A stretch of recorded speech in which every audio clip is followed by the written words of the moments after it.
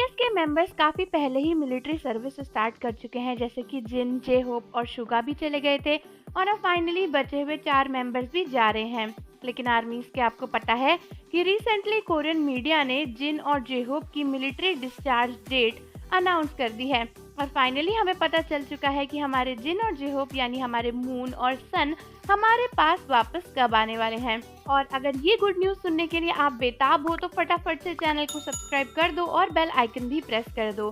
तो जैसा कि आपको पता है कि जिन ने सबसे पहले अपनी मिलिट्री सर्विस पिछले साल ही शुरू कर दी थी और उसके बाद कुछ ही टाइम बाद जे होप भी चले गए थे और बीटीएस के मेंबर जिन और जे होप वो मेंबर हैं जिन्होंने सबसे पहले अपनी मिलिट्री सर्विस को स्टार्ट किया और उसके बाद बाकी मेंबर्स जा रहे हैं।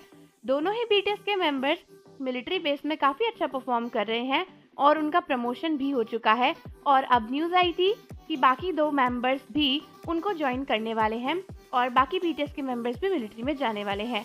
तो रिसेंटली नेवर, जो कि एक बहुत ही फेमस कोरियन मीडिया है, उसने रिवील किया है कि जिन और जे होप की डिस्चार्ज डेट अनाउंस हो चुकी है। तो हमारे बीटीएस के मेंबर मून यानी जिन आएंगे अगले साल जून में, यानी 2024 में जून में ही जिन की मिलिट्री सर्विस खत्म हो जाएगी।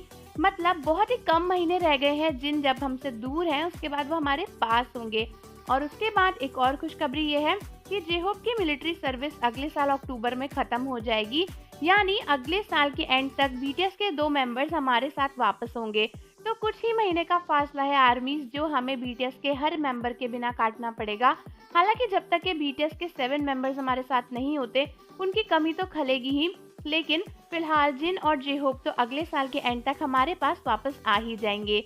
न्यूज़ और मीडिया से ये भी पता चला है कि वो आपस में जो गैप है उसको जल्दी जल्दी कवर करने की कोशिश करेंगे ताकि 2025 तक सभी बीटीएस मेंबर्स वापस आ सकें। तो अगर बीटीएस के 2 मेंबर यानी जिन और जे होप अगले साल एंड तक आ जाएंगे तो यानी 2025 की स्टार्टिंग में शुगा भी आ जाएंगे और 2025 की एंड तक यानी मिड एंड तक बीटीएस के बाकी 4 मेंबर्स भी आ जाएंगे जो कि अब एनलिस्ट होने जा रहे हैं।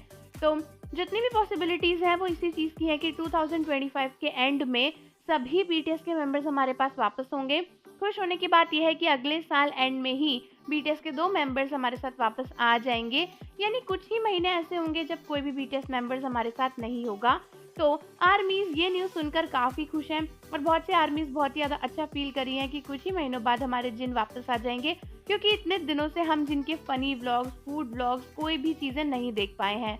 तो आर्मीज मुझे कमेंट करके बताओ कि आपको ये न्यूज़ सुनकर कैसा लग रहा है और आप किस बीटीएस मेंबर का जल्दी से मिलिट्री से आने का वेट करोगे। और जाने से पहले चैनल को सब्सक्राइब कर दीजिए, बेल आइकन प्रेस कर दीजिए। मिलते हैं आपसे अगली वीडियो के साथ।